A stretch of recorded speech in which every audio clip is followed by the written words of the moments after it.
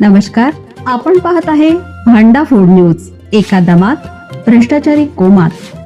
Social media, कर्जबाजारी, गुन्हेगारी, सट्टेबाजी, चोरी, मटका, जुगार, दारू, सावकारशाही, न्यायाच्या प्रतीक्षेत प्रशासन. भांडाफोड न्यूज.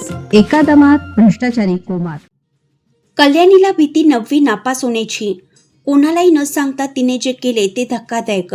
कोल्हापुरातील घटनेने हळहळ.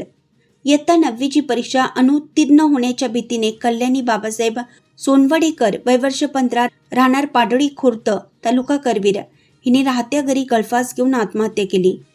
शुक्रवारी सकाळी 10च्या सुमारास हा प्रकार उघडकीस आला.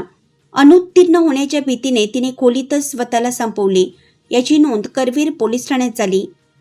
सोनवडेकर कुटुंब मूळचे सोनवली गावातून कामाच्या निमित्ताने पाडळी खुर्द येथील श्रीराम पार्कात राहण्यास आले आहे. बाबासाहेब सोनवडेकर हे पान टपरी चालवतात. कष्टातून मुलगा राजवर्धन व मुलगी कल्याणीचे शिक्षण सुरू ठेवले होते. इयत्ता 9वीत शिकणारी कल्याणी हिला काही दिवसापासून नापास होण्याची भीती सतावत होती.